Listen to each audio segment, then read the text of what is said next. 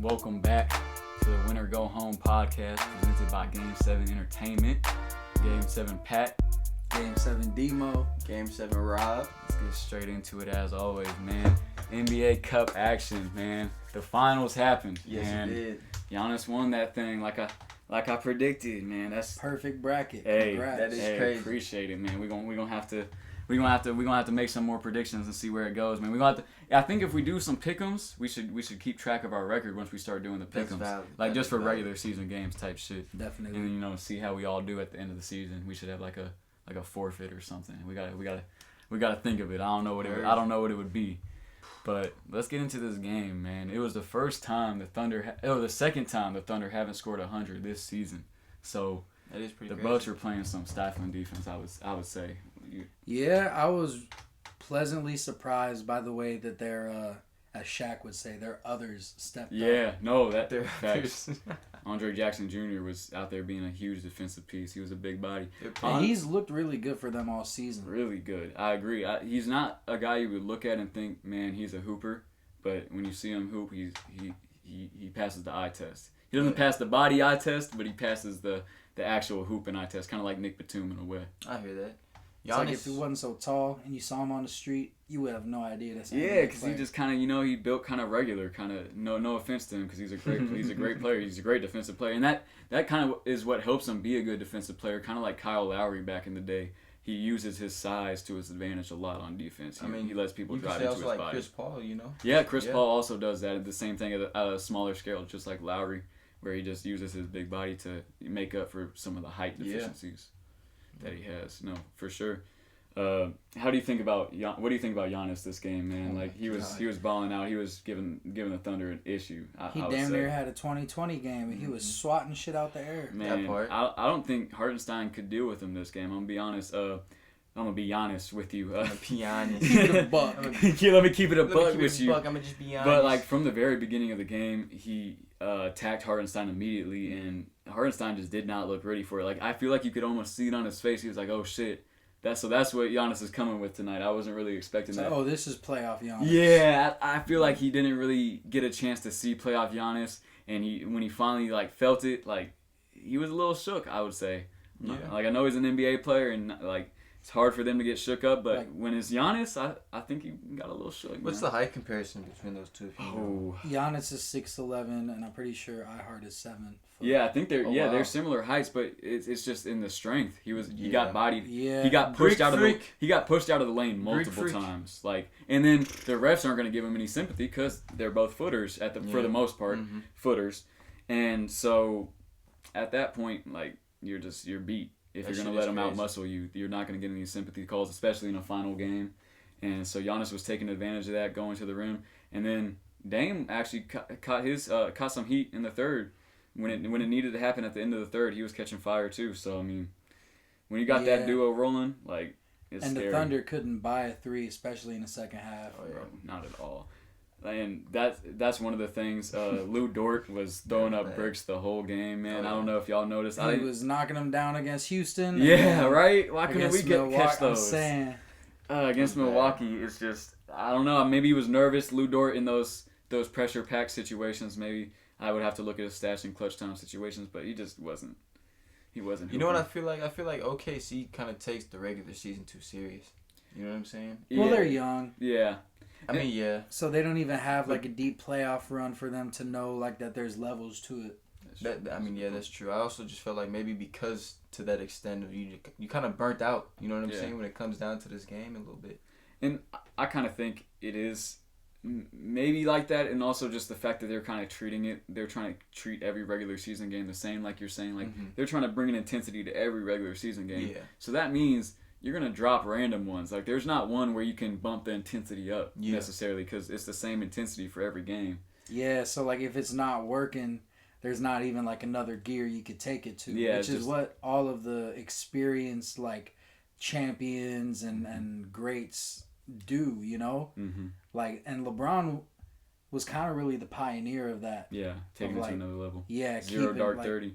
Yeah, and I don't want to say coasting through the regular season, but just playing at a level where if you need to suddenly reach into your like back pocket and pull out something else to get this game, done and dusted, you have that. But if you got everything on the table every single game and it's not working, what are you gonna do? You're shit out of luck. Yep. And I feel like it's also better for like other teams because it's like they're gonna be watching film. You know what I'm saying? So that's gonna be a good part. Is like if you're just giving your all night in after night out, what are you hiding? Yeah, you're not leaving anything to question. Like you're showing it all. Like I'm seeing your books, man. I'm seeing what's in your book bag, bro. Yeah. Give me that. You know, I can see that. And like you can game plan for everything because they're showing you everything. Yeah. And I think that's made more clear. I was reading some of the stuff Shea said after the game, and he was like, man, it's just like any game. The shots just weren't falling this game. That's how he was pretty much talking about it. So he seemed real like kind of just taking it as a regular season game, not really taking it as anything more serious than that, or at least attempting to.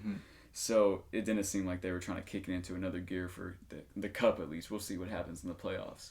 Yeah. Also, shout out Gary Trent Jr. Turn back the clock. Yeah, he was hooping.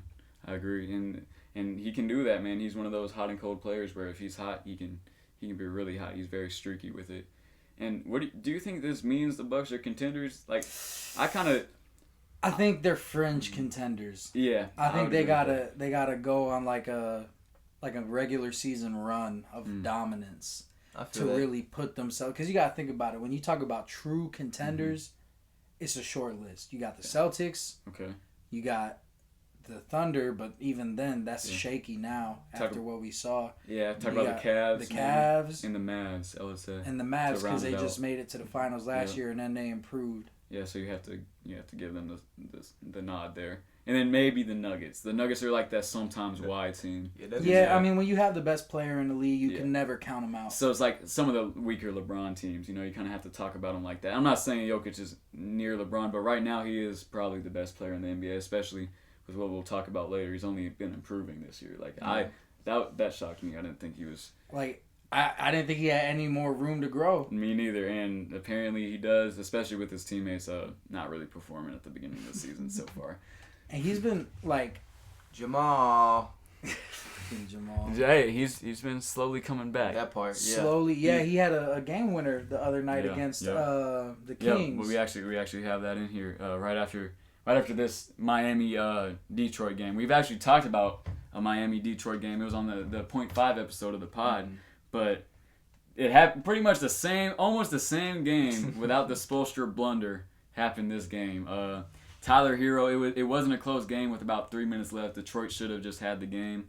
They're a young team. They don't really know how to finish off those type of games yet. So Tyler Hero comes down, knocks 3 threes in their face. Jeez. It's not like Tim Hardaway and Tobias Harris are going to tell them how to close out a game like they fucking know. They don't really know either. So it's just they're not a good late game team at all. I can see that. Miami ties it up. They go to OT. In OT, luckily for them, Tim Hardaway heats up. He pretty much has his own Tyler Hero moment in OT in front of his dad. And I think that's part of it. Probably, like, I don't really see Tim Hardaway Jr. hooping like that too often. And I also don't see his dad in attendance for games too often. So, correct me if I'm wrong about that. But only time he pulled up for one of his son's games is when he was playing against a team that he won a ring with. Yeah, I think that's probably why he was in there. That makes a lot of sense. I didn't even think about that. Yeah, because he got that role player ring with the Heat. That makes a lot of sense. So that's probably why he was in the building. He was in Detroit, and it was a pretty entertaining game, I would say, which is surprising because you wouldn't think Miami Detroit is really the most entertaining series, but both games have been entertaining. But Miami has dropped both of them, so dropping 2 games to Detroit when you're in a competitive East, man, they're not super serious. Yeah, I wouldn't even call them fringe contenders at this point. I would just say that they're a playoff lock. Yeah, I think play-in lock, honestly. I don't even think a playoff lock because they could get bounced in the play-in. Yeah, because when I say that, I forget 6 through 10 or 7 through 10, bro. That's not you guaranteed. No, and you know what? There's a lot of criticism of it. I think when it comes to play-in time, but I think the play-in is the right move. Still, I don't think they should ever get rid of the play-in because it used to be before they started doing the play-in the 1 through 8. And the 2 through 7 kind of felt like you could write it in. Yeah, and I agree. And it wasn't very competitive, especially towards the end of the season. it kind of didn't. It wasn't as competitive, in my opinion. It's a lot more competitive nowadays. And sometimes in the life. And maybe that's because of the parity in the NBA now. But it's I don't know. It's not as competitive. But this. Yeah, the Heat. I think this is one of the games that shows that the Heat aren't serious contenders. Losing 2 to the Pistons isn't something you can do and still be a contender or considered a contender. We'll see what happens in the future. NBA changes a lot, but I'm not really feeling the Heat. All right, so let's get to this. Is a pretty crazy game. It was a late night game, so struggling to keep my eyes open during it sometimes. But it was a crazy game, man. The first thing I would want to talk about with this one is actually AG and Peyton Watson finally giving Jokic some help, man. They both had some actual energy this game. And I feel like sometimes they're on and off with the energy, man. They're not really bringing it every game. And I would hope that they bring it every game for the playoffs. But this game, they brought it, man. And it was obvious. And in the beginning, they were making the difference. I think the Nuggets were up like 40 to, I think it was like maybe 18-21, something like that. Yeah, they went on crazy. They had a really good start to the game. And a lot of that, in my opinion, was thanks to Aaron Gordon's energy and defense and actually offense too. So he was playing a very good, well-rounded game. Yeah, I remember when I tuned into the game, I saw him like playing in the post, and I was like, bro, he looked big as shit. Like, I was like, that's not AG. I was like, who the fuck is this? And then it's like, oh yeah, that's AG. He got the dreads now too, so it's like, damn, that's not how I remember AG looking. You know what I'm saying? I was like, he got some aura now. Type shit. I swear to God. Man, bro was in the post. I was like, bro, what am I looking at, bro? This is the same Nick from the dunk contest in the post. Bro. Yeah, that I really was actually. I swear to God, when he went to the line at one point, I was like, man, this is AG from the dunk contest. You know what I'm saying? saying? It's crazy that it's the same guy. You know. And then we just saw Zach LaVine just dropping like 20 something. Yeah, Zach LaVine. 30. See, Zach LaVine kind of stayed in his. I mean, he did become more of a shooter. I guess he did kind of become different since the dunk contest. Both of them took. You know what my favorite thing about that dunk contest is? What? Them boys be getting so high. I remember. God. I remember. Them boys be getting so high. What do you mean by that? What do you mean by that? I be watching the dunk and think, damn, them boys are high. Bro, yeah, that shit was funny. That shit was funny. Damn, them boys are high. But I mean, in this game, I don't think, man, I saw a lot of people say the Kings are contenders before the start of the season. I personally don't agree. The Kings don't scare me a lot. Yeah. Like, they did come back, which was surprising, but a lot of that I feel like was off the energy of their crowd. It wasn't really, like, it wasn't, if they were away, they wouldn't have came back. I mean, right now, they're at home, losing 105-92 against the Lakers. It's like 3.5 minutes left in the fourth. So we'll see what happens. De'Aaron Fox. De'Aaron Fox hits I mean, that cuts it to 10, but, like, how are you going to be contenders if you're down 10 to the Lakers at home in clutch time? I get you. And, yeah, I think the Kings are kind of looking like a lackluster team at this moment. I think they could kick it into gear, but I just don't know what exactly would do. I think Keegan Murray needs to definitely step up. Has Keegan Murray even been playing? He's been in and out. He missed a game. He missed the Nuggets game, okay. Actually. That's why I can't remember him. But I'm pretty sure I heard them on the broadcast saying that before that he had played every game for them this season. Yeah, and I just think he's been a little quiet. Yeah, their pieces are just inconsistent, bro. He got his role reduced, so because DeRozan comes in. Yeah, that makes sense. Takes up a lot of the shots, a lot of the wing play. I never thought that was a home run move like everyone else thought, man. And we're gonna have to see it play out more before I really, make a decision on it. But I don't know. I think I might be a little bit right. I don't like it. I feel like they take, and I saw someone else saying this. I think it was a YouTube video or something. Mm-hmm. They take way too many middies, bro.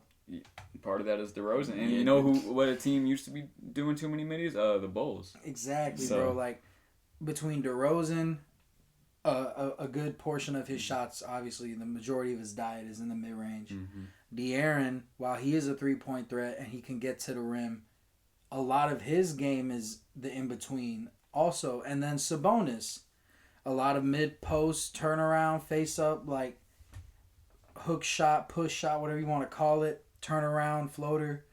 Like, they all operate in that in between. Yeah. And so, as much as we were talking about last episode, how only the stars are allowed to really work in between, and like all the other pieces are expected to either shoot a three or get to the rim. Mm-hmm.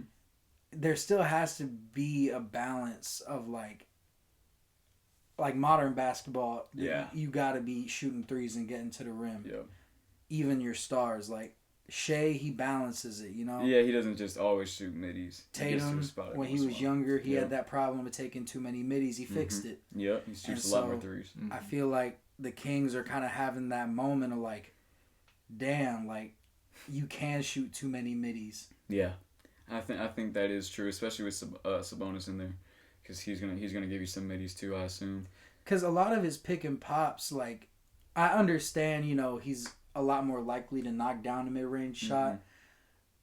But this is the regular season. If you're going to try to expand your range to be a consistent three-point shooter, which he has been in the past. It's weird. He's kind of flippy-floppy with him. Yeah, like when he was a young guy, like his rookie season at OKC, they basically used him as like a stretch four. Yeah. And now, you know, he gets to play the 5 and he gets to show off his interior game and all that. But still, you got to, in the modern era, if you want to be a star big man, unless you're Giannis Antetokounmpo, you can hit a hezzy crossover Euro from the 3-point line. Yeah. You got to be shooting threes. I agree. Even if you're not going to knock them down at an insane clip, like, just so that people know to have that threat of, like, he could pull this right now. Yeah. I got to get out there to him, because that opens things up for other people, because he is a good passer as a big man. And so if he is that 3-point shooting threat consistently, then not only is he going to, you know, put more points on the board because of threes over twos, but he's going to have the paint more opened because that 5 is going to close out to him. Someone else can cut, you know, Malik Monk, DeMar DeRozan, De'Aaron Fox. These are all guys that can finish well around. Keegan Murray, too. They're all guys that can finish well around the rim off of a cut. And so to unlock that next level of their offense, he needs to be taking them. But I feel like you also can see the same from, like, the Nuggets, you know what I'm saying, where you have Jokic who can also shoot threes. Exactly. You know what I'm saying? And then there's other, Wemby, he can shoot threes, you know what I'm saying? So there's other big men now. He's starting to add that playmaking, and that's scary. Giannis can shoot. So there's a lot of, like, modern-day big men who, like, still have that interior side of their game, but can still shoot. Even Sabonis can shoot, you know what I'm saying? Like you said. He just doesn't take them often enough. He said he would rather get to the midi because, like, you're better at shooting middies, but so are a lot of players that shoot threes consistently. You know what I'm saying? Yeah. I hear that. And, it's surprising that they don't, with Mike Brown as their coach, coming from the Warriors and coming from his system. His system does, you know, it promotes threes over twos, so it's kind of surprising. I think that is just some DeRozan influence, being the veteran. He has a lot of sway. Like, Mike Brown can't just tell him, shut the fuck up. We're shooting threes. That's DeMar DeRozan. Yeah, so I think that's probably is part of it. And it's his first year here. They're trying to make him comfortable, trying to get him to mesh with the roster. If you immediately bring in the guy, the mid-range maestro, and tell him, hey, bro, take more threes. Yeah, he probably was never going to come in the first. They probably had to promise him he could play his own game, you know. And I don't know if you saw, but AD is he has 20, 20, and 6 blocks. Bro. So, so he's having a game against Sabonis, it seems, and that makes sense. Sabonis is kind of just easy pickings for AD, just style matchup-wise. That's just not a good matchup. To quote you, Sabonis is a bit of a strength merchant. Yeah, exactly. And so a guy like AD that has the finesse and the agility as a 7-footer to kind of swim around a big body and then still get a good look at the rim, Sabonis doesn't have the lateral quickness to deal with that. Sabonis isn't going to be able to play with AD. I agree. Yeah. You want to get into this next game? 76ers versus Hornets. This was a very, very entertaining game. Where's Paul, though? Hey, Paul was at this game. He was in attendance. He was actually playing this game. Yeah. Him and Tyrese Maxey. Tyrese had 40. Paul George had 33. So both stars. They were really the only ones doing it, I'll be honest. Yeah, Kelly Oubre was also doing his thing. But besides them three, like, those are the people doing it on the Sixers. Yeah. Like, I didn't see anybody else really hooping. Is Embiid out right now? Embiid is out right now. Gosh, so there was I didn't catch that game. No, but there was no Embiid. There was no McCain. Like, who's probably going to be out for the season. Yep, That's tough with the meniscus. He wanted to be the Rookie of the Year. Yeah, we're going to have new Rookie of the Year talks. Probably. That shit tough. I don't even know who it would be at this point, but we're going to have those talks probably later. Probably Stephon Castle. Yeah, maybe him. Yeah, those are gonna be interesting conversations. Kind of a mid rookie class right now. Especially speaking of Stephon Castle, real quick, I hate to cut you off. Fuck the Area 51 nickname. That man's last name is Castle, and he plays for a team that wears black and white. That's the fucking Punisher. The Punisher. And he can shoot. Punishing. He's a shooter named Castle who wears black and white. That's the Punisher. What he be doing? He a shooter. He be punishing? He be punishing. He be punishing. But man, back to this fucking game, man. I mean, besides that, like Kelly, I want to talk about Kelly Oubre a little bit just because I think that's such an underrated piece because he had that Charlotte Hornets tax where it's like kind of the opposite. He got paid less than he probably should have just because he was hooping good in Charlotte instead of hooping good, somewhere notable, somewhere that actually matters. But he's always been a low-key bucket. Like, even back when he was in Phoenix, and he was filling that second option role when it was just, like, Devin Booker and co. And, like, didn't he average, like, 18 that year? He's averaging, I think, close to that. He's probably not close to that now, but similar numbers. Out. Yes, find like out. 13 or 14. Because he's playing pretty 18. well. He's playing good as like pretty much just the makeshift third option for the Sixers a lot of the times because they've never had their actual 3 stars out on the court. Basketball reference.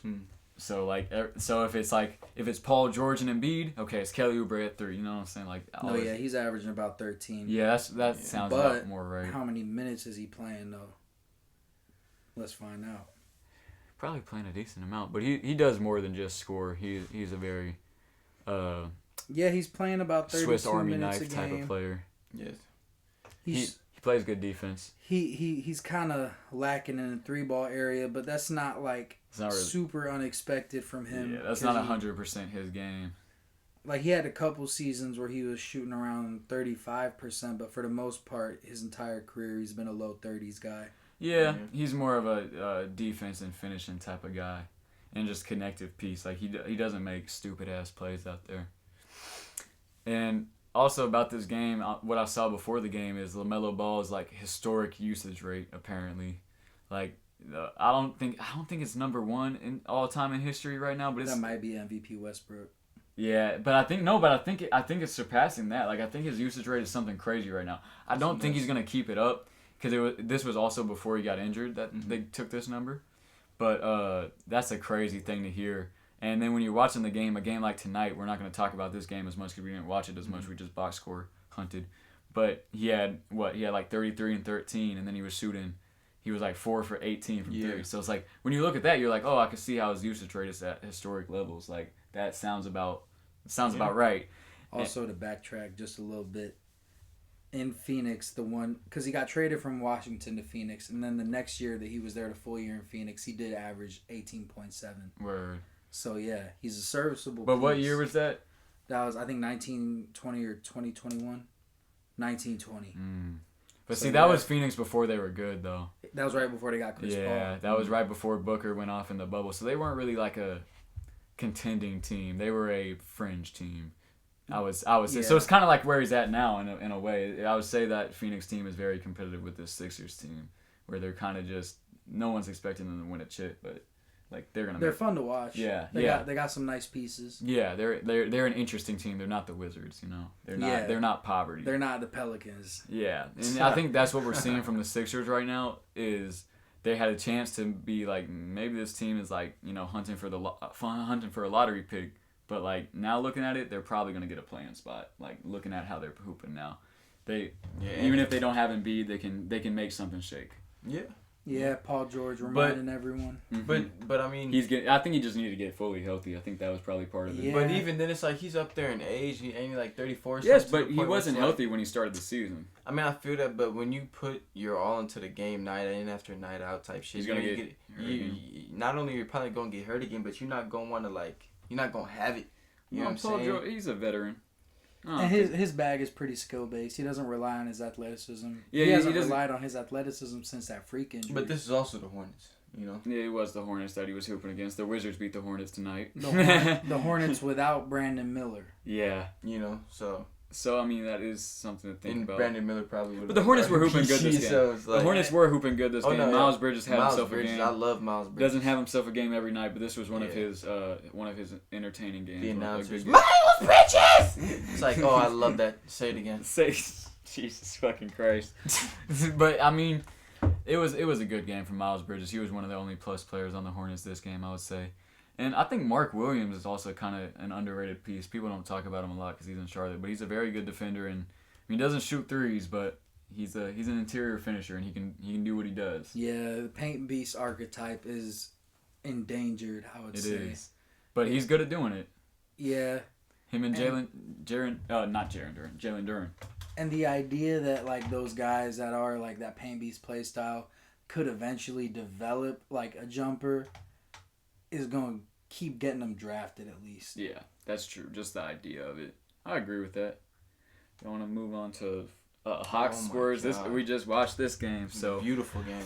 Atlanta Hawks versus San Antonio Spurs. This was a very, very good game. It's the Wemby and Hunter duel, man. This game. Yeah.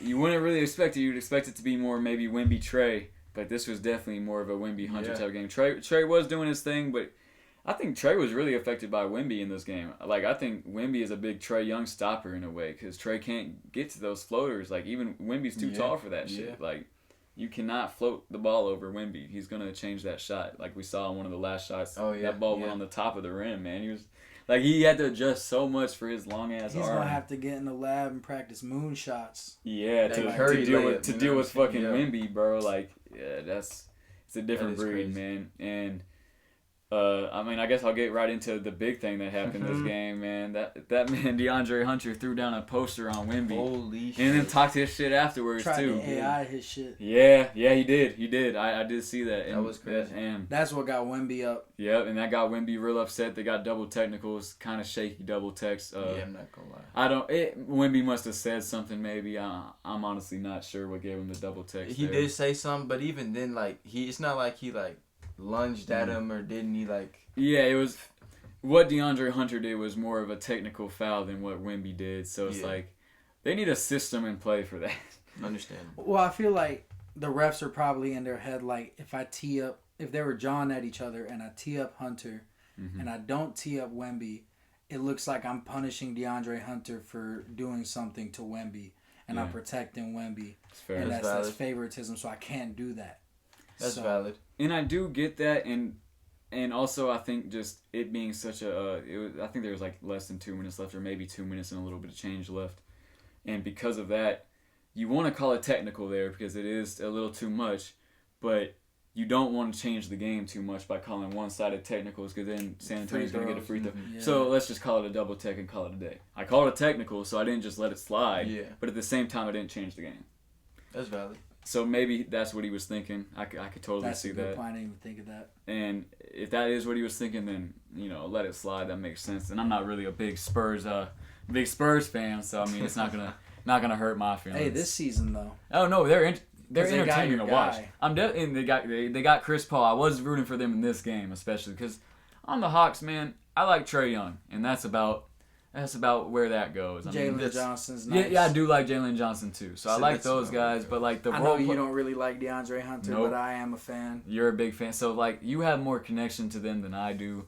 I don't really like their role players that much, and I need to connect with your full team to really enjoy watching your team. And I actually do. I don't hate on the Spurs role players that much. Like I've always liked what's his name, Devin Vassell. And he's not a role player, he starts, but I've always liked Devin Vassell.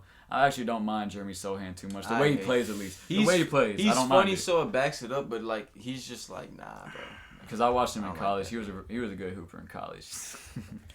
It's like, if you're gonna do the Dennis Rodman thing, commit, bro. Pull up in a wedding dress. And I do get your point on that. I'm more so just talking about his game. I don't mind his game too much. He's a good piece. And you saw him catching the lob from Wemby. That was nice, man. Hell yeah. And that's I'm glad I said that because I reminded myself, Wemby's starting to get a playmaking bag a little bit. Like, that's scary to me. That's what I don't know why I didn't expect it. I guess I should have, but I didn't. And it's kind of crazy. It's like, he can defend. He can shoot threes. He shot like 7 threes. He's trying to get a post game. It's not working amazing. Yeah, he shot like 4 for 7 from 3. Might have been 5 for 8 because I think he hit one in OT. He hit 7 threes, brother. He hit 7 threes? 7 threes, bro. He was like shooting. 7 for like 17. He was shooting the lights out. Yeah. Crazy. I gotta get my drink. Or not, a 4 for 7 was Julius Randle at the half in that Knicks Wolves game. But I mean, it was definitely nice. Hunter started selling towards the end, though. You know what I'm saying? He started missed that wide open corner three after Trae Young made a really good extra pass. Yes, and then it started. I felt like the moment was just getting to him. You know what I'm saying? So I could totally feel that. And man, I'm proud of Wemby, man, because I said it when Wemby was talking that shit to Hunter, and the way he walked back up to Hunter after all this shit was over and said something else. Yeah. And to me, I thought that was kind of a pussy move. But then afterwards, he backed it up with his game. He did. And so if you're going to back it up with your game afterwards, then it kind of recontextualizes the moment where he talks shit again. And he gets the last word. He's like, look, I'm about to do you. Like, he could pause. He could have said something like that, though. And then what he did afterwards, it's like, damn. He did him.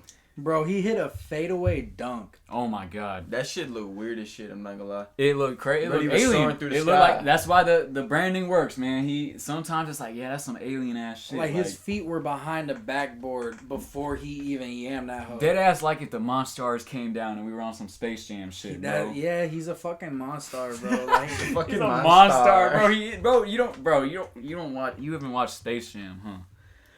You don't know what you don't OG Space Jam, bro. Man, how you gonna see? You've seen the LeBron Space Jam? I've not seen the LeBron Space Jam. A new legacy. I was supposed to say, I personally how LeBron look on that mug? He got the hands on the hitting. You know what I'm saying? That's like superhero. It's like they wanted him to make that movie just so they could put him in all their other Warner Bros. Shit. I can't even believe that shit actually happened. It feels like kind of like a fever dream because I never really saw it, so it kind of just doesn't feel like just pretty much doing it all in this game, showing that. And in this game, another thing I wanted to talk about was DeAndre Hunter having the shots in OT. He had a shot in OT to go up by 2, I think it was. Yeah. They were down by 1. He had a wide open corner 3 that Trae Young, force fed him, wide open, and he missed it. So I don't think if anyone wasn't about the moment, it might have been DeAndre Hunter. He got the poster. That shit was sick. I'll give it to him. But and shout out Larry Nance for catching the air ball board and putting it back up so they at least went up by 1. Yep, yeah, that did. And then what happened? That was when Wemby walked down and gave him the 3, gave him the crazy ass. Because Chris Paul was hitting them clutch ass threes, bro. And that's someone we also have to talk about because he got injured in the game and everything, and he was they had to sit him down and have him work out like. Can you do your fingers like that? Yeah. Like, it was something with his elbow. And he came back in the game. You know, like, when you get hit in between, like, the funny bone and then, like, that motherfucking whatever that shit's called, bro? Yeah, it's like your whole shit goes numb. Yeah, he probably got like a stinger on his elbow nigga, you just be sitting there like, I can't move my shit. You felt that shit go all the way through. Yeah. That shit happened in football one time. Yo, I'll just be like this. Yeah, that's probably exactly what happened because he came back in there and drilled a shot. Come on, man. There's no way he had some serious, like, damage on his arm. No, yeah. He just had to get the hell woken up. Maybe Chris Paul's a superhero, man. Who knows? Maybe got some of LeBron's HGH. And banana boat, assemble. That banana boat steroid group. Nah, man, my bad. They're not. My bad, Carmelo. Not you. Everyone. Obviously. Everyone else, though. Everyone else, though. D Wade, LeBron. All right, but back to Alonzo, man. We're gonna talk about Alonzo now. I would say, cut that. Been over for about 10 minutes. You ever watch the game has ended starting press conference soon screen when you go to bed? It's very soothing.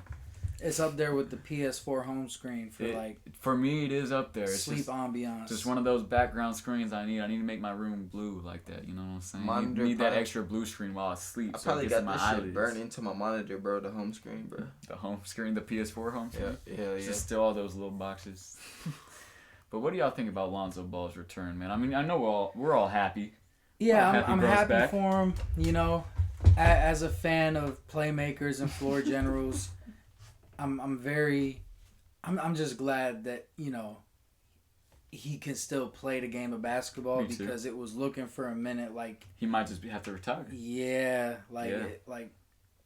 but that being said, he isn't the same. That part.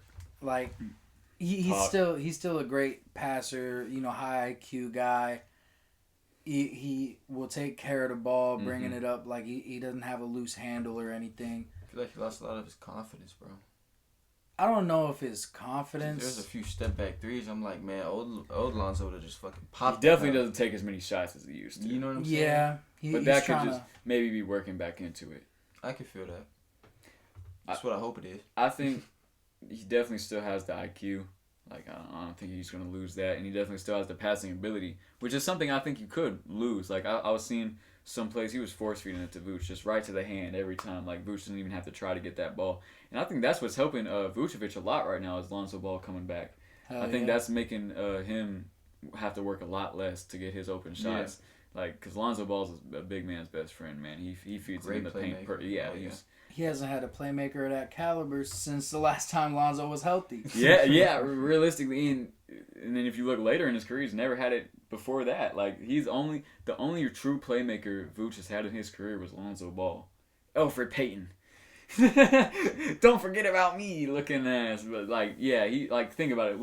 Was there an Orlando Magic guard that I'm maybe missing? Nah, not really, because, like, a lot of their premier guards, like, I'm not going to say star guards. Yeah, premier. But their premier guards were, like, shooting guards. Yep.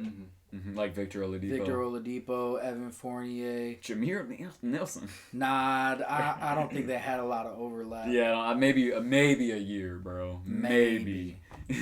But Jameer Nelson was in the league for a minute. Like, he was definitely in the league when I was watching the league, his old ass. He was a second option on those Dwight teams, bro. Oh my God, that's I knew he used to be, like, better than he was, but when I started watching the league, he was already falling off. He was already pretty much light-skinned Raymond Felton. Yep. Oh, I remember the first NBA game I watched, bro. I saw this nigga, Carlos Boozer, bald-ass nigga, bro. Your first NBA game was when Carlos Boozer was bald? Bro, yeah, it was yeah, bro. I mean, I guess he did go bald pretty quick, but he had the fake hairline. That I watched him first. He had the fake hairline. You remember that one game, like, in the middle of his bald era where he was like, I'm going to paint some shit on. Bro, the painted hairline, bro. Like, come on. You don't it dead ass looked like he took a Sharpie to his whole dome. It looks like he put Flex Seal on his head. Yes, bro. Flex Seal looking ass, bro. That spray from fucking Cloudy with a Chance of Meatballs. Bro, this spray on shoes looking ass. He said spray on hair. Holy shit, bro. But I think Lonzo can actually become a good piece again, bro. I think that playmaking is so valuable to, like, elevating other people that it's invaluable to a point where, like, everyone wants that. It adds a lot more value to a team than it does the individual that's executing it. And I think when you look at teams like the Lakers, bro, like, that's a team, like, what are you gonna do when Bron's gone, man? If you have AD still, I think Lonzo's a perfect piece to, let's try to rebuild something here. D'Lo, part of it is that they don't let him play that role as much anymore. Yeah. But because he doesn't play that role as much anymore, he's not the same playmaker that he used to be back in Brooklyn. And even then, no disrespect, but D'Lo was never the playmaker Lonzo is, in my opinion. Nah. He was a better playmaker than he is now, 100%. But I don't think he was ever to Lonzo's level because it's such a game. He's such a game elevator. He was always a scoring guard that could play make versus Lonzo is a true floor general. Playmaker, and I think a lot of teams would benefit from having that. So I mean, I don't think he's going to be bounced out of the league anytime soon. That's for sure. He's definitely going to get his minutes for as long as he wants his minutes, pretty much. Yeah. Even with the defense not being there, like that's the biggest hit I think that the injury took from him is he doesn't have that. Like, you remember that one clip when he was on the Lakers where he pretty much single-handedly locked down a possession? Yeah, yep. When he was younger. Yeah. It's like he doesn't have that anymore. Yeah, no, for sure. He's definitely lost that young bounce, that not really just bounce, but that young lateral quickness. He did lose bounce too, but and that was like one of the more like eye-catching parts of his game is like, this guy is a good passer. He's a solid defender. Oh my God, he just yammed that hole. He's no longer Steph Curry with a 40-inch vertical. Steph Curry with a 30-inch vertical. So Steph Curry. I mean, yeah. Like, not even really. I don't fucking Mike Korzemba, man. He's a GOAT, bro. I can hear that fucking background music in my nightmares. Like the, dun, bro. Dun, dun, dun, dun, dun, dun. Cue the music looking ass. But, yeah, besides that, I don't really have too many impact players. I'm trying to think of if I have any more impact players to talk about. We talked about Jared McCain tearing his meniscus. Very, very sad. That's tough. Because he was becoming a fan favorite or a pod favorite already, man. So, like, hell yeah, bro. I remember being in a sports medicine class, and we Tales from Sports Medicine. Yes, and we watched a video. They somehow had a camera in a nigga knee, and they were somehow had a camera in the nigga They knee. cut that shit open, put it in there. Bro, they cut a hole in the nigga knee. They done warmed the They was fucking his knee. They was fucking the nigga knee with a camera. Holy shit. And I saw this nigga's meniscus, bro. Woo. And his shit was like, they showed a picture of a good meniscus, and his was like not good, torn and like flapping off like a fucking fish, like they're fucking. So you think that's what Jared McCain's meniscus is like? If his shit is torn, oh, it is torn. It is torn. He's fucked, y'all. I mean, that he's shit not fucked. hurts because then your bone grinds on bone because the meniscus. Hear me like, out. You know what I'm Hear saying? me out. He cooked, man. This man, hear me out. Type shit. This man was already playing like Clay after the injuries, but just better. No offense to Clay. Not better than Clay in his prime, obviously. But he was doing the midi post game. He was doing I have strong legs, so I'm gonna use that. I'm not gonna use my athleticism to get everything. I'm gonna use my body. Yeah, and like, not on no weird shit. Yeah. But dude has some huge fucking quads and like 100%. It's like, something when you're talking about basketball, that's something. Yeah, when you're talking about any sports, that's something you gotta talk about. Tearing your meniscus and having that motherfucking. But here's the thing: when you have that much muscle mass, like it can kind of mitigate the necessity to have strong ligaments. That's true. Like if you have because the muscles are doing more of the work, the ligaments are doing less. Rob, again, you got to think about it like this: not everyone, even if they train legs, not everyone has big legs. It is a genetic thing to have big legs for the most part. You still got to put work in, but it's mostly genetics. So he is just gonna have big. Not everyone has that big leg to help their Achilles support. You know what I'm saying, or help their meniscus support. I mean, it's good for like muscle and like but on the tendon level, if you're like if your muscles and tendons aren't on a ratio where it's good. Yeah, but he's gonna get surgery, dude. He's not just gonna let it heal. I mean, yeah, but he's gonna get pro athlete surgery. Like he's gonna get surgery. Like the best surgery you can get. He was already. There was a video of him. He's high as shit. He's all like, I saw that when I was looking up his injury, bro. Dude, this shit was funny as fuck, bro. I saw that. This shit was funny. But so I think realistically, man, he comes back and I think he's still gonna have a role in the NBA for the rest of his career. I mean, I feel like he comes back better than Lonzo. It's sad though. Yeah, of course. And I think it's sad that we can't see him this year. And what I wonder, can you win the Rookie of the Year if he comes back next year or no? Nah, there's a minimum games played. Did he play the minimum games? And because he played. Okay. Nah, the minimum games to be eligible for an award is like 65. No, okay, but what I'm saying though is, can he come back next year? Nah, the moment you play a single like minute. He can't do Ben Simmons shit. Because Ben Simmons, he never didn't touched play the court. That's Blake true. Griffin never touched the court. Who else was it? Someone. There was another one. Joel, I think maybe. Joel never touched the court for 3. He was in the fucking Middle East in a fucking air hangar doing fucking. That's why that draft is so weird to me. Because I used to watch that draft, and for 3 years, you would look at the Joel Embiid pick, and it would be like, that's not a great pick. Like, you'd be like, that wasn't a great pick. And then now you look back at that draft, and you're like, that was the pick of the draft. Like, I mean, besides Giannis. Giannis was that draft, I think. Giannis was 2013. Oh, okay, so, yeah. God. So you look at that draft, and you're like, you're like, that was the pick of the draft. Oh. So. Giannis is 30, bro. Bro, that nigga, 30 years young. 30 years young. You know what I noticed? I know we talked about Bron the other episode, but Bron has that, like, old, like, almost, like, chubbiness to him now, where he looks big as fuck, but, like, old big as fuck, like John bro. Jones type shit. Yeah, bro, it's kind of scary, bro. It's sad. Like, it's like, man, he looks like the washed players in the NBA when I started watching the NBA. And, like, if you look at old videos of, like, Bron, even in Cleveland, bro. 2018 he was skinny. You know what I'm saying? Like football player. Like, you look at him now, like, you look at him, you're like, damn, that Bron was skinny. But I remember back in the day, I never thought Bron was skinny. It's because like, Bron done hit unk status, bro. You hit that unk status, you start getting a little bit of that beer belly, you know? And he does. Nah, with him, it's wine belly. Yeah, he got that wine belly, bro. And this is no diss on LeBron. He's in great shape for his age, bro. But he has a little bit of a belly now. It's crazy to me. It just makes me feel old as fuck, you know? Because at this point, it's like, as you get older, you got to choose. Am I going to keep my speed and, like, cut down? Or am I going to keep my strength and just kind of let myself be a little overweight? And LeBron's strength is a much bigger part of his game than his speed. And, bro, when he shoots threes, it looks like it hurts. A little bit. It looks like it hurts, dude. I don't know how to explain it better than that. Like, every time he shoots a 3, I know he'd just be like, oh. Yeah, like, oh, fuck, Bron, dude. Like, yeah, I don't have any faith in the Lakers this season. I'm going to segue into that. Like, they're not contenders for me this season at all. I agree. Not at all. No disrespect to them. You got Lakers as contenders? So, speaking of the Lakers, of course I'm gonna say the Lakers, but I think as the season goes on, and they look more and more like a low-seeded playing team again,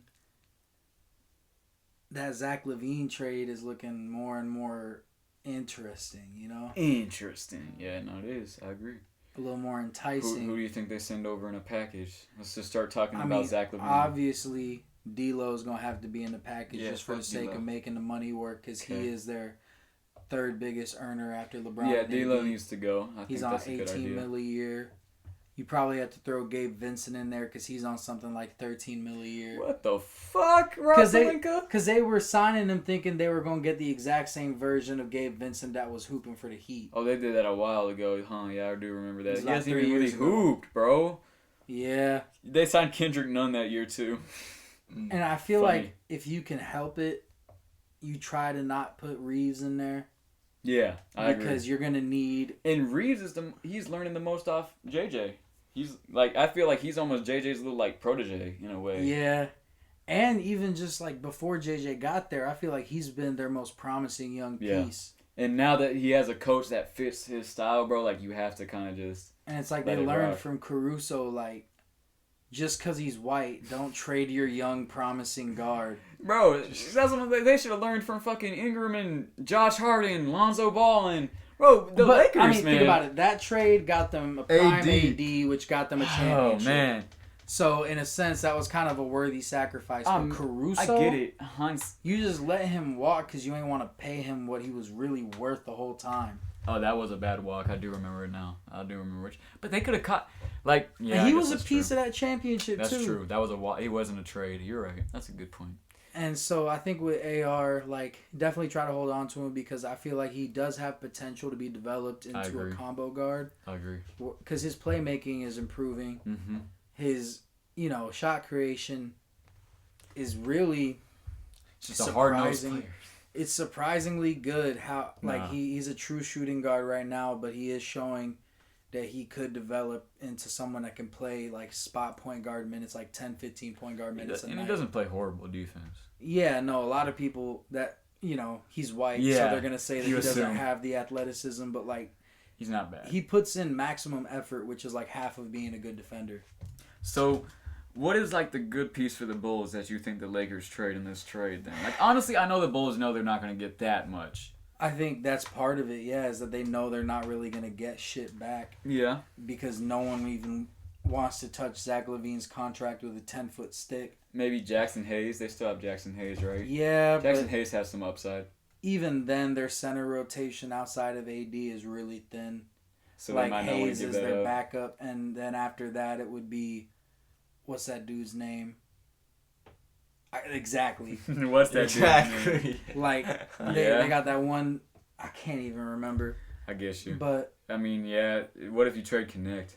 What if you wait until after December and then trade Connect? I feel like that wouldn't be worth it because then you're like leveraging your whole future to try to maximize an already closing window with LeBron and AD.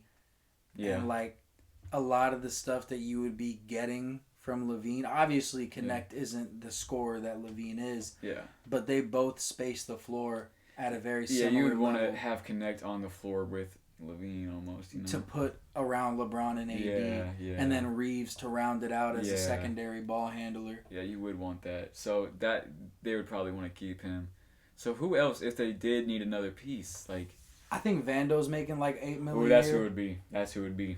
And then you'd have to sweeten it with picks. Yeah. No, I think that would be that would be the move because then they get Jared Vanderbilt who can maybe do something for him with if they want to become a championship team one day, he could still be there on that. Or he could just be a good trade piece a few more years down the line. That's also true, and that's especially with probably all you're gonna get out of D'Lo is that same thing. And yeah. I mean, where else do you think would be a feasible destination? Do you have any ideas for LaVine? I'm trying to think if I have any good ideas for LaVine, man. It's tough. Internet's been saying that, and we were talking about this a little bit earlier, and we were saying that it's probably just like smoke, but there are reports coming out that Denver might trade MPJ for LAVINE. Bro, that would be madness. That would be bad. That would be a bad trade. Yeah, because you got the dunk contest on the team. You got the dunk contest, bro. It's on the same team. Like, yeah. Yes. Nah, because as much as, LAVINE is a shooter and MPJ is a shooter too, MPJ is 6'10". He can shoot over and a lot of contests that LAVINE he can play defense. Be able to. Like, he doesn't love to do it all the time. But like, their defensive scheme that allows... I saw... Who did I see that was saying this on YouTube? I think it was Funky Diabetic. Mm-hmm. Shout out Funky. One of the GOAT analysts on YouTube. Facts. He was saying that, they have Jokic playing up high on these screens and having his active hands. And the reason that works is because you have Aaron Gordon and Michael Porter Jr. flying down from the corners. And then Peyton Watson can sub for either one, really. Yeah. Yep. But you shorten that rotation. That means that you have to keep Aaron Gordon and Peyton Watson on the court with Jokic at almost all times if you want to have a good defense. And that's honestly where some of their problems lie, is wanting Jamal Murray to be that second option so bad that they kind of ignore MPJ and Aaron Gordon sometimes. Like, you don't really need that guard play too much sometimes with the Nuggets. Sometimes, yeah. Sometimes you do. When you need it, go to it 100%. But you shouldn't try to force it to Jamal, I think. You got to kind of let Jamal just play off of everybody else. Especially with him being inconsistent. Yeah. With the consistency right now. There's a part of me that... Because they can't trade Jamal Murray, like, even if they wanted to. Like, they can't. It just wouldn't work for the fan base either. No, I'm saying, like contractually, really? they can't no trade trade him. Clause? Or I don't know too if much it's, money? I don't know if it's a no trade clause or if it's... There's something in it where, like, on the books, they are not allowed to trade him this season. And because he's fallen far from grace, man. He used to be, like, a very strong two option. Bro, a very strong two option. Jamal Murray. Yeah, like, if Jokic was out, they might still win this game because, Jamal Murray's going to go off maybe. And it's not as much like that anymore. What was it? Maple? Oh, fuck. Nah, he was... Maple Jordan was Wiggins. Nah, he was the Blue Arrow or something. Oh, yeah, some shit. I do know what you're talking about. But, yeah, like, bro, he was serious for a while. So just seeing how he's hooping this year. Like you said, he did hit that game winner. But that's when he's needed. Like, when you need him. So I feel like, he... But, like, if they could trade him, there is a part of me that would be like, hey, LAVINE is a better fit. It is, in my opinion. It's kind of crazy because to think about. They do not need any playmaking. Like, Jokic is going to have the ball in his hands. What is he averaging, like 11 assists this year or some shit? I think it's 9.9. Bro, some crazy shit. He's this close to averaging a triple. Oh, yeah, because he isn't averaging the triple double. You're right. Because he's, like, holding off for Westbrook. And he's averaging, like, bro, he's going crazy, man. I can't believe he's bumped up his stats again. It's so crazy to watch this dude that's, like, so good at basketball, but he keeps getting Sombor doubles because his favorite player is Westbrook, and now he's on his team, so it's like... You gotta chill out on it a little bit. Like, you can't mess up his legacy. That shit. You can tell they're friends, man. They're cool with each other, bro. You can tell. Speaking of Westbrook, he's been a really solid piece for them. He has. And I saw a stat that said... Sorry. No, you're good. No. I saw a stat that said when he starts for the Nuggets, they're like 5-1. I believe it. And because when I have seen him play, he's been playing good, man. I don't disagree with it. And I think it fits better. He fits better into like what Jokic likes to have, which is athleticism around him. I think Jokic would rather have athleticism around him than shooting. Honestly, just the way he plays, just the way it looks. Because he likes to hit cutters more than he likes to just sling it out. Because he knows that, live by the three, die by the three. Mm-hmm. If, you depend so heavily on just shooting threes for your offense, you're inevitably going to have a 28-18 Rockets Game 7. And when you have too much, and when you have more athleticism, you can see games like the Bucks and the Thunder game, where the Bucks they were the bigger and more athletic team. So they showed that when the game got slower, they were the dominant team because they were more athletic and they were a bigger team. And Splash Mountain pulling from the fucking hash. That is also true. So it's like, but they kind of have the same thing with Jamal Murray if he can get his act together. You know what I mean? They still have shooting. What is going on with Christian Brown? Where is he? I think he's injured. Okay, because he just came into my head. Like a minor injury. But, like, I have not seen Christian Brown, and that's a big piece they've been missing. Because he is, like, the glue guy almost, man. He's the reason that they felt comfortable letting KCP walk. Yeah, no, and so they're kind of missing a big piece there, I think. And like, he's so important to them that they didn't even make him switch his number for Westbrook. You know what? Thinking this out, man, I don't want to put I said the Nuggets were fringe contenders at the beginning. I honestly think the Nuggets are still contenders, man. Fuck the regular season. They're healthy. They're one of the only teams still that can be like, fuck the regular season. I'll still believe them a little bit. And, like, the GM is kind of looking smarter and smarter because I remember in the offseason there were reports that Mike Malone was pissed at the GM. I did. Because he wanted to hold on to his championship core. And, you know, he let Bruce Brown go. And then he let KCP go. And it's like, what the fuck, dude? Like, do you want to... I'm trying to win more than one championship. I'm not trying to just have the one and be happy with it. You look at Bruce Brown, he ain't doing shit. And then he said, the GM was like, well, give the young guys a chance. Trust my draft picks. And Peyton Watson looks like a hit. Good. CJ Strother looks like a hit. Yeah, he is Julian Strother, my bad. I always try to call him CJ Strother because CJ Stroud. Oh, my God. Bro, and Julian Strother is surprising me because I didn't think he was going to be as good of a player as he's looking now. He's not an amazing player, but I really thought he was kind of going to be a bust. He's in that Anthony Black territory of, like, really good young guard that could become like a key piece. A key piece, yeah. I agree.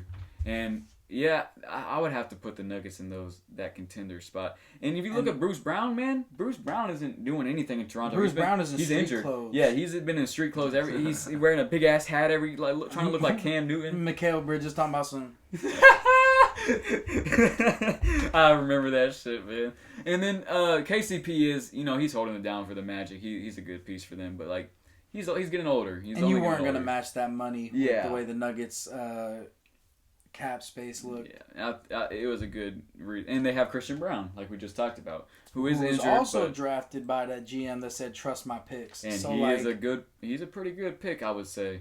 He reminds me a lot of Alex Caruso, actually. If we're going to talk about like white guys that kind of remind you of Caruso, that's a big one for me. Well, yeah, they both have, or at least when Caruso was young, he had that bounce. Mm-hmm. And Christian Brown has the bounce. That motor and that defensive motor. But I think Christian Brown is definitely more of a two-guard.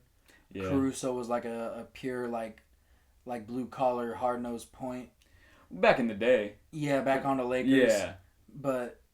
But now Brown has more of that scoring bag and not as much of like the facilitating. Yeah, that is true. That's what you would trade scoring for facilitating with them. The thing that catches my eye that's similar is more of the motor on defense. Yeah, definitely. Like they're just, I want to be there, I want that. Like they're very like they're crack addicts on the defense, man. Shit, and yeah, Caruso still very much has that shit. Wasn't he doing like the inbound steals before that one like? Nah, I'm pretty sure. Because I saw a clip on the timeline. Jose Alvarado been doing that shit since college. Yeah. Man. He's been rotting on the Pelicans. The Pelicans are... Where you go. That's where you go to die. Who said that? Dyson Daniels said they were cursed. Yeah. Yeah, they probably They're cursed by Instagram models and soda. Well, even when AD was there, man. AD was AD, Chris Paul. He was focused, man, but he couldn't do nothing. Chris Paul was the last person to really, win in New Orleans. And that really just means getting to the West Finals. Yeah, because all AD did was get bounced in the first round. Oh, he did beat the Trailblazers They beat the Trailblazers. That was the high. Because they had my guy, Rajon Rondo. I thought you were going to say DeMarcus Cousins, because I remember DeMarcus used to be Cousins DeMarcus is my Cousins guy, too. Because we had that center drought in the mid-2010s, and so it was DeMarcus Cousins, and then the next best big man was, Al Jefferson. That was a good team, man. DeMarcus Cousins and Rajon. And Drew. Yeah, that was a cool team. And then they had I respect you for you liked that team before I noticed that it was a cool team. You like that. I remember you used to be like, man, I want the Pelicans to go far. I remember that shit. Yeah, I remember I was doing a little playoff bracket and I picked them to beat the Blazers when everyone was like, bro, they got Dame and CJ. Yeah, I remember. I wanted the Blazers to win. I think that's what it was. I wanted the Blazers to win that series, and you wanted the Pelicans. I was like, man, what the fuck? But I see the vision now. I see it. That would have been that. I just wasn't as big as a basketball fan as I am now. Like, I was more into just the Rockets back in the day. No cap. Because that's back when I had my old Instagram page. Yeah, so you were already so a big I had my Hoops finger fan. on the pulse. Yeah, you were already big Hoops fan more than just the Celtics. You know what I'm saying? Yeah. And I just didn't experience that because, the Rockets were on the come up. Like, I started watching right when they got Harden. So, like, they were on the come up. And then once they finally, like, had to rebuild, then I was like, oh, man, I probably have to start watching some other teams and, like, enjoy basketball as a whole instead of just enjoying my favorite team. Bro, I got drunk, like, a few days ago. And I hopped on Twitter and I was like, why the fuck did the Rockets sign Jeremy Lin back in 2012? He could have he could have been an all-star if he went to a team where he was going to have the keys. Oh my God. But Harden pulled up and was like, whatever. That Jeremy Lin, bro. I don't know if you remember Jeremy Lin on the Rockets, bro. He got his bag and got out of there, bro. Like, not got out of there, but like he wasn't. Like, he was, like, when you go in the dictionary and you see post-contract slump, it's a picture of Jeremy Lin. Right next to Chandler Parsons. Yeah. He's the CEO. The CEO, and then the CFO is Jeremy Lin. No bullshit, man. Oh, my God. Yeah, Jeremy Lin, I mean, I remember I always wanted Pat Bev to get minutes over him. That was pretty much all I remember about watching Jeremy Lin that season is play Pat Bev over him. I remember watching those early to mid-2010s Rockets teams. Mm-hmm. Shout out to Aaron Brooks. Yeah. Had one of the silkiest games. Facts. And he just was so underappreciated. Big time. Like, and bro, he went to the Bulls, too, after that and hooped a little bit, too, yeah, right? like, bro, like, I know this is a weird thing to say, but he was moving like a 6-foot Kevin Durant. The way that he just would hang his hezzy, because he had that Westbrook, that jump, that high jump in the air type of thing. Like, that a lot of short guards have to do because, you have to get that height somehow. Yeah. That man was tough. Oh, that reminds me. Do you think Kemba is just like being the happiest guy ever watching Tyrese Maxey hoop? Like, I was watching Kemba on the sideline coaching Charlotte while Tyrese Maxey was doing his thing. Tyrese Maxey looks just like Kemba sometimes. Like, am I tripping by saying very that? Like, similar. Sometimes just like hopping a fucking around the court to get where he wants. Like, that shit. Like, he has to be happy that part of the game is still alive because I thought that would die, kind of. He probably got a similar thing watching Peyton Pritchard. Honestly, bro, like you want it, like you want. Was there some overlap there?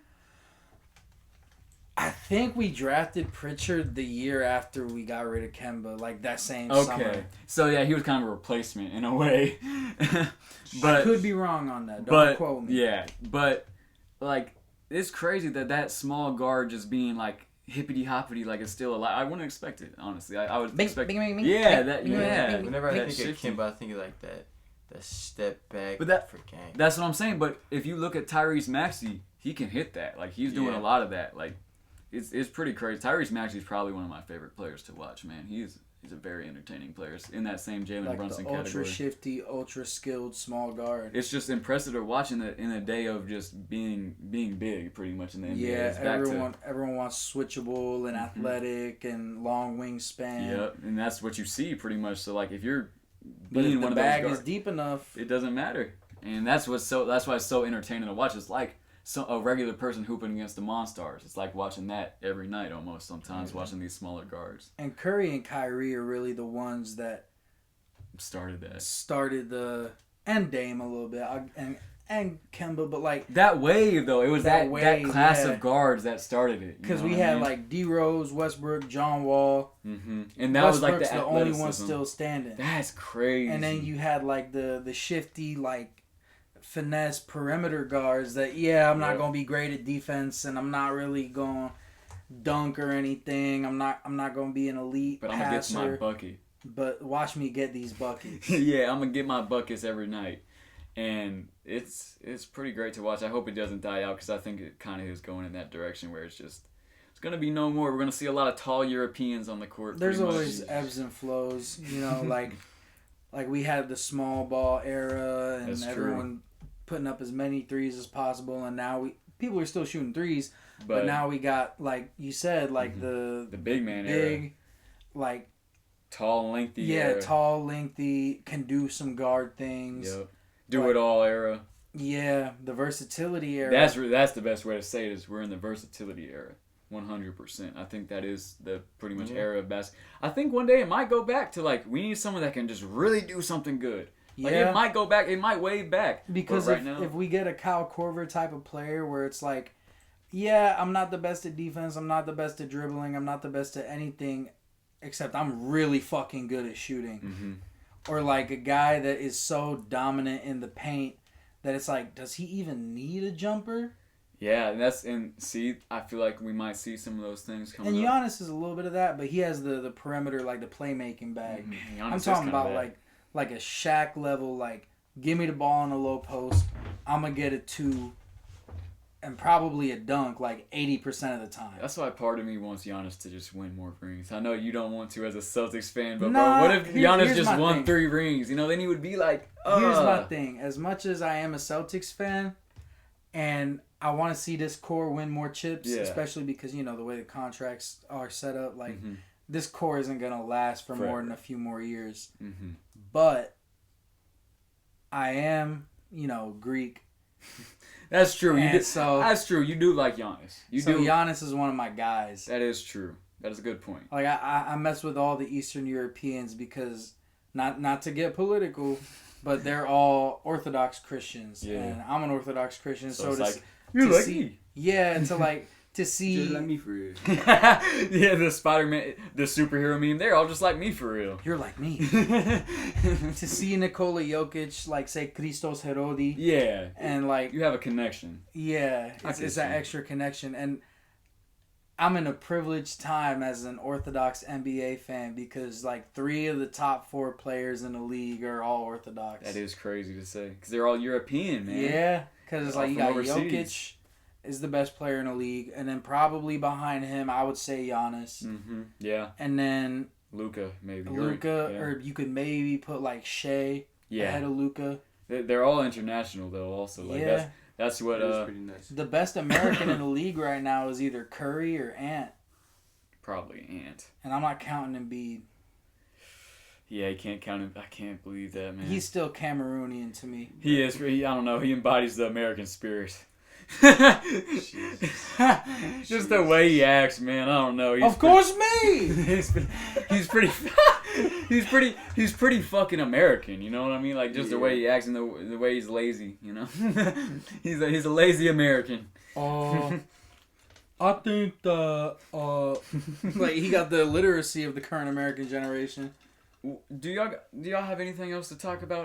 I'm kind of fresh out of topics, man. Yeah. So I think it's on to you guys. Whatever you guys want to talk about.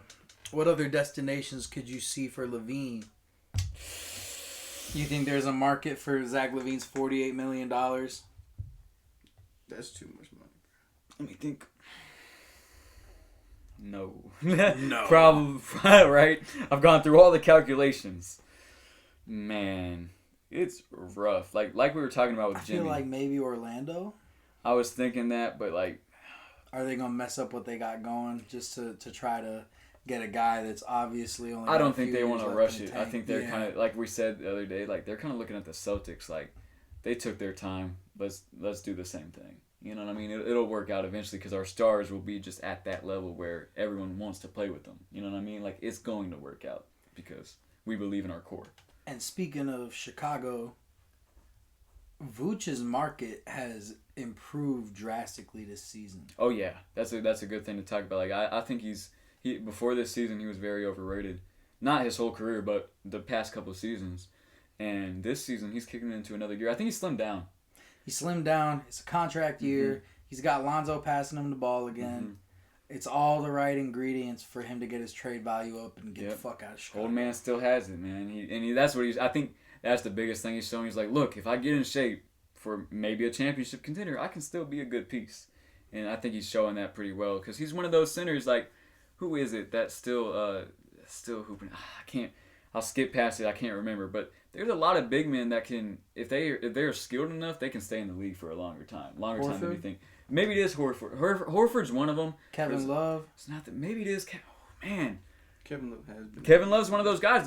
Both of those guys fit into the same mold. I just don't know who I'm thinking of. Valanciunas? Nah, because he out of shape. Man, this is gonna kill me, bro. I don't know. But anyway, like Capella.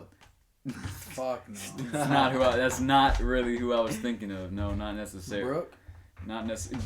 That's who it was. Brooke Lopez. Brook Lopez is a guy, he can shoot, he can still play decent defense, and he's very skilled. He's very skilled with the basketball. And that's the main reason he's still playing for the Bucks. I remember on that championship run, bro, Giannis was out in the conference finals for a few games, and they just straight up let Brook Lopez be the first option, and it worked. Yeah, because there was one point where he was. It's not like it's completely foreign to him. To this day, he is the all-time leading scorer for the Brooklyn Nets franchise. And that's why it's crazy to me. He's like one of those players that he's had so many lives, bro. Nice. Like if we're talking about like careers and lives, like he's had so many. He was a back to the basket first option for Brooklyn. He became a 3-and-D center. He was overpaid on the Lakers for a little bit. Yeah, like that's what I'm saying. Forget that happened. Like, bro, you can't even it's hard to remember that even happened for a while. Brook Lopez was just known as the guy that the Lakers gave too much money to. Like, he was in that Luol Deng. Like, we would have been talking about him like Luol Deng right now. Chandler Parsons. Yeah, if he didn't revive his career. Like, that's crazy. He got in the gym. He said, how does this work? Yep. He learned how to shoot. And he's always had the skill. So if you add that shooting to having skill, it gives you that longevity. Yeah, that's true. And so it was just very impressive to me that he was kind of a key piece in that NBA Cup final game still. And he's so old. No disrespect. Pulling from hash. Hey, man, respect. I'm glad you helped me think of that because that would have drove me crazy. That's a hash mountain. That's a hash mountain. Do you have anything that you would like to get off your chest about this NBA season? It's a great season. Who do you think is going to trade for Vucevic, though? If I had to pick... Because $20 million is not $48 million. Yeah, it's more of a tradable piece.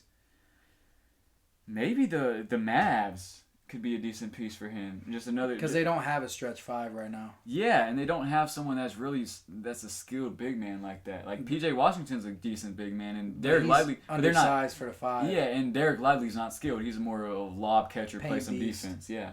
So Daniel Gafford, paint beast with a bit of a passing bag. I think adding Brook Lopez to that team kind of gives them a different element. My bad.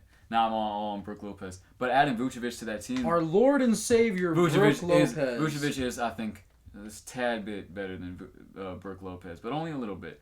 But I think that adds a different element to the team. But it's only depending on if they think they need that. They might not think they need that, but it does add a different layer, and having more layers in the playoffs is how you win the games in the playoffs. What would you think about a homecoming to Orlando? I was thinking about that. It's the same thing of you don't want to shake up. I'm just trade for one of these guys. Just Orlando. make it happen. I'm bored. Yeah, Orlando needs to trade for one of the Chicago guys. But I think the Orlando broadcast might have even talked about it. So I don't think it's 100% out of the picture. But I just don't.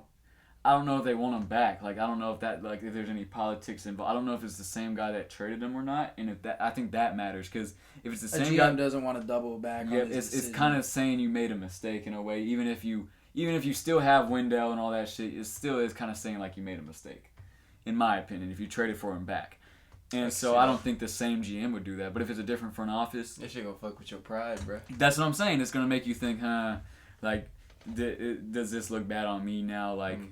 Not to be naming the same teams for LAVINE and Vucevic, but you gotta look at who are the buyers. The Lakers. Yeah, because they are in that market. Let AD play 4 again, maybe. Yeah, I could see that, and that would help the Lakers. But they would have to send the same package you mentioned, where it's probably D'Lo. It's probably No, you don't got to send D'Lo anymore. Oh yeah, they probably. Rui's the other big. I think probably what they do with that is probably send Roy and Vanderbilt, or one of the two. I think you still gotta throw because it's only $20 million, and so Rui's making some. I think you do one of the two and maybe some picks and you're good because it's Vucevic, man. He's leaving. He's not gonna sign with the Bulls unless they give him good money, and you don't want to give him good money. Yeah, they're trying to get that money out of there. Yeah, they've been trying to get that money out of there for 3 years. And with the way he's playing, it's stupid not to trade him because he's gonna make good money the way he's playing. And he's going to have high trade value the way he's playing. So get him out of there. You know what I mean? LAVINE is hard to get off of that contract because of how massive it is. But $20 million is definitely... But that's why it's more unpredictable to where he goes. Because he could really go a lot of places and we could just never see it coming. I think Vucevic ends up being one of those deals where it's man, I never saw that coming. But okay. Let's talk about it. I'm trying to think of who that would be. Maybe the Pistons? Yeah. Get Cade an actual like pick and roll partner that knows how to play offense. I could see that. I could see that being one of the options, but that's what I'm saying. Just like a random team almost. Maybe Charlotte. Yeah, Mark Williams maybe. Like they're like, okay, let's try. Like we know Mark Williams. We know what he's gonna be. Let's just trade him off. We know he's young, but we know this is what we're gonna get. And the Bulls would want to get a young piece back if they can. Yeah, where maybe he can be something. Probably not, but maybe. And at best, who knows? And at best, he is what he is right now, which is not horrible. He's a plus player, in my opinion. Trying to think of other teams that would be willing to take a swing at a serviceable scoring big man. That's it. Yeah, I don't know, man. The Nets just sold out any chance of winning, so they're not buying. A lot of teams. I think this might be a weak-ass trade deadline. It's going to be interesting to see when this trade deadline comes up what happens. I would say the Pacers, but they already got Miles Turner who shoots the three, and he's an elite rim protector. I'm going to predict it now. This trade deadline, looking at the teams, it's not going to be a fun trade deadline. It's not going to be one of the more memorable ones. A very lame trade, disappointing trade deadline. Like if Dennis Schroeder to the Warriors ends up being the biggest thing that happens, I wouldn't be too surprised. Because a lot of teams they're not in the position to move. And then the teams that are in position to move, why would they? They're trying to like tank. I hear that. So you got like 2 or 3 teams that are not contending, but they're trying to. Yeah, in that limbo.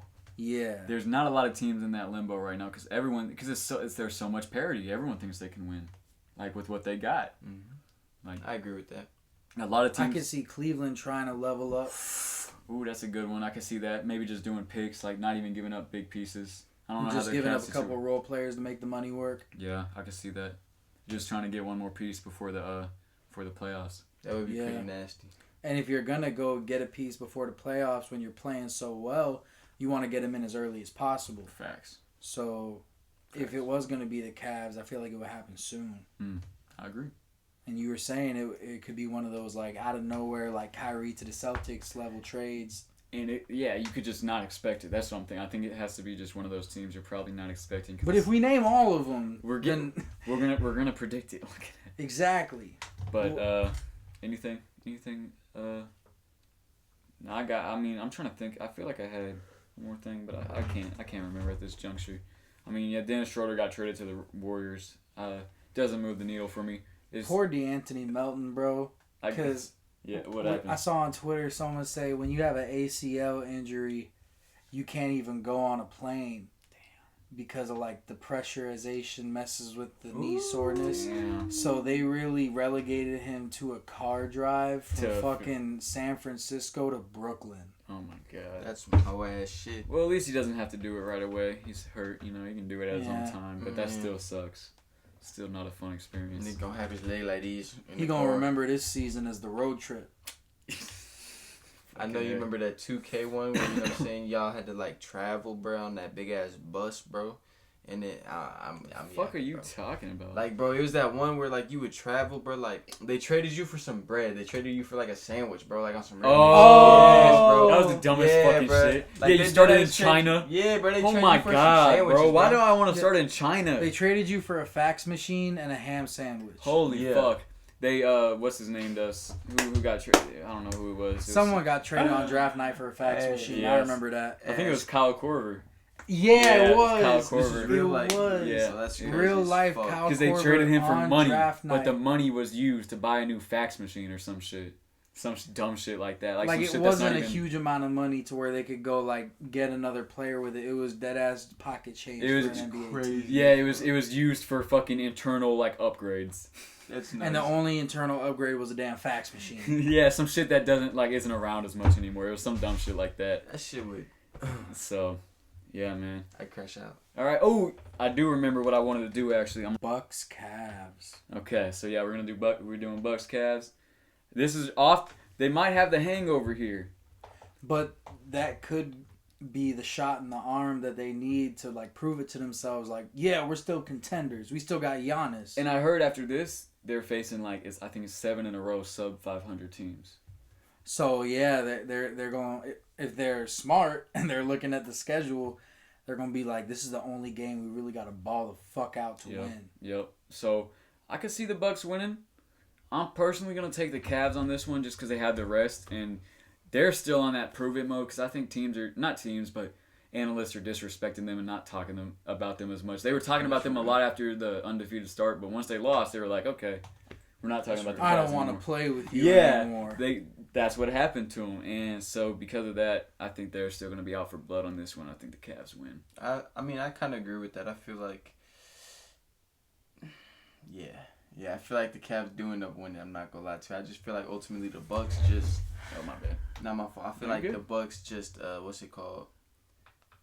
They don't got enough rest that the Cavs have, but not just that. Like, it's not. There's no meaning behind it. Yeah, the like hangover. Yeah, it is just regular season. They're gonna feel like, man, this doesn't feel the same. You know what I'm saying? Yeah. But I mean, just playing in Vegas. But you did make a good point where it's like, to be fair, going up against subpar 500 teams or whatever, it's like you're not going to want to try against them. So if we have it in us, we might as well give it our all. My fault, I'm a little tired. Might as well give it our all against the Cavs. You know, a good on paper look, the record wise, it's like, bro, they're one of the best, if not the best teams right now. So it's like you just won the cup. Yeah. You've been on a good run recently after having a shaky start to the season.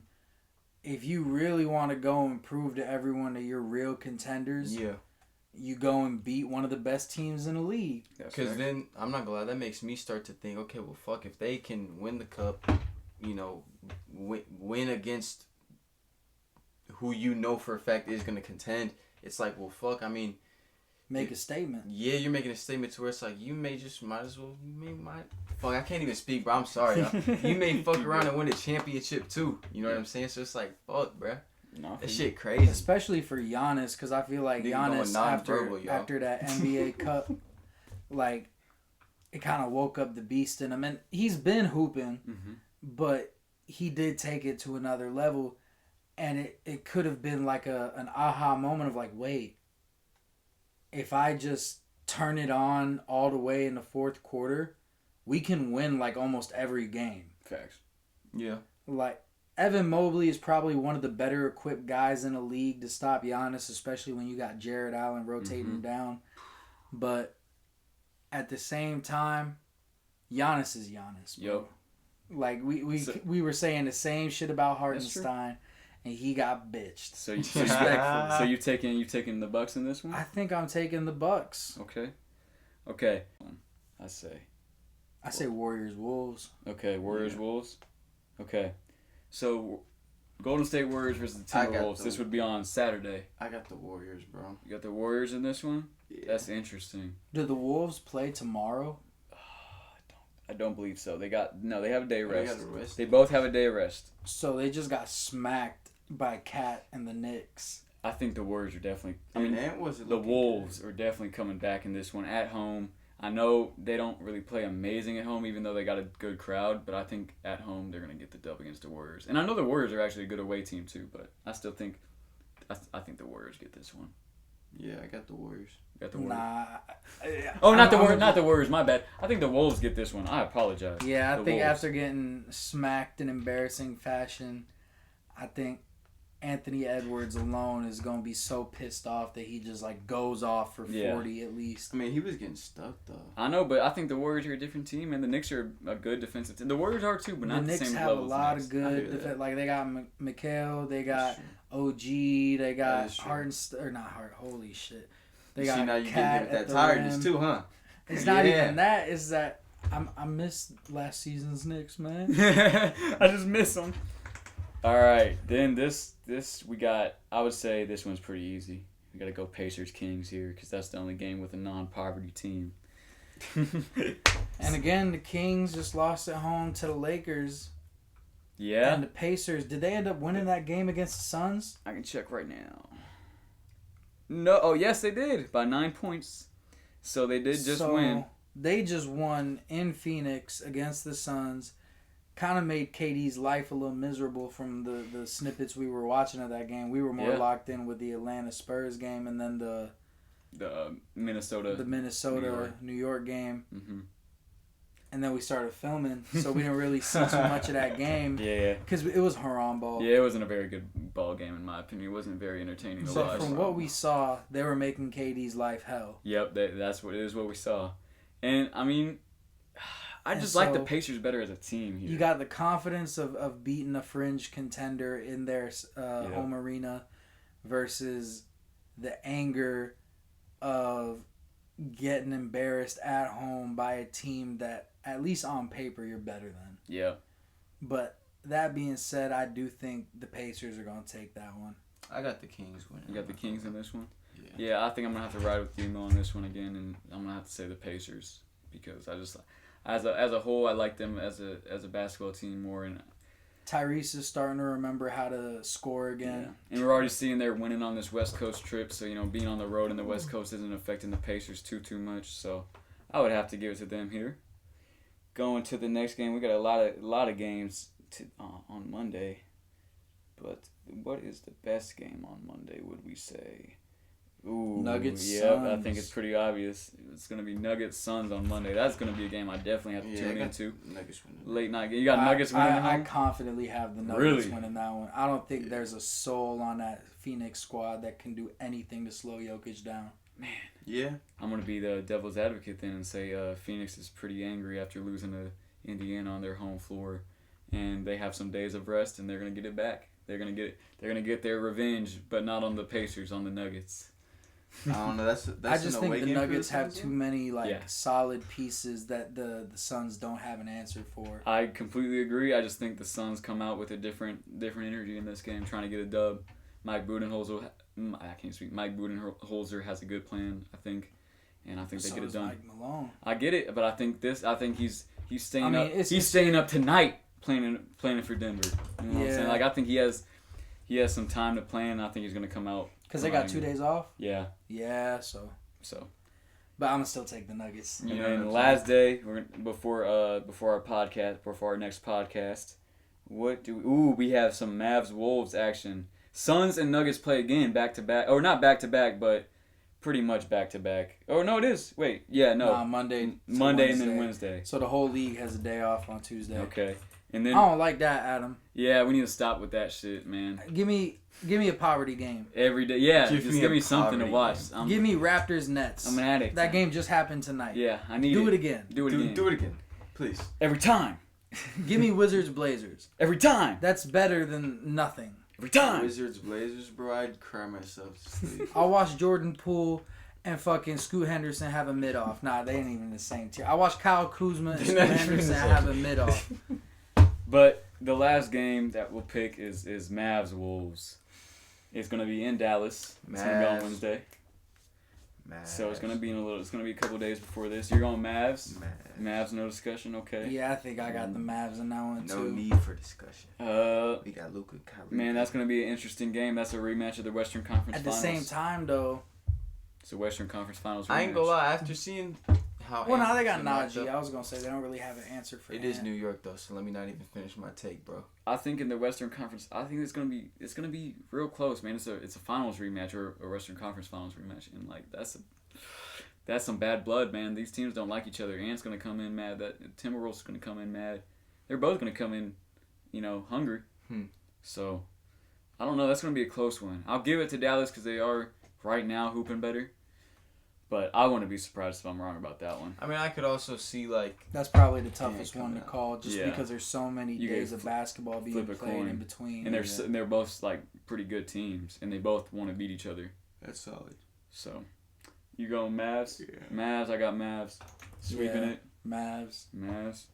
All right. And on that note, man, we don't really got I can't even speak. We're tired. Much else to talk about. Hope you guys enjoyed this episode, man. We'll see y'all next time. Anyone to shout out? Shout out Isaac Jones.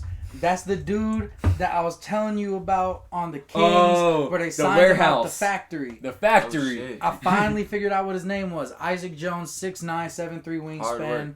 Hard work. Accolades. Like, got his hasn't measurables. Seen his father since 1996. Went through a lot of hardship at 6 years old. Looking ass. But with you got anything else to say before we're going? You got anyone else to shout out for you? You want to do a shout out to? Man, nah, I'm good off the shout outs. All right, man. We will see. I'm gonna leave that to Dimitri, bro. That's your lane. Shout outs, it's man. fully your lane, brother. So yeah, I have a compilation of Dimitri. Shout out Isaac Jones, and let's get this video to 6 likes. Yeah, we need to hit that 6 likes this time. Come on, man. Give me 6. Give me 6. Give me 6. We will see y'all next time. Peace.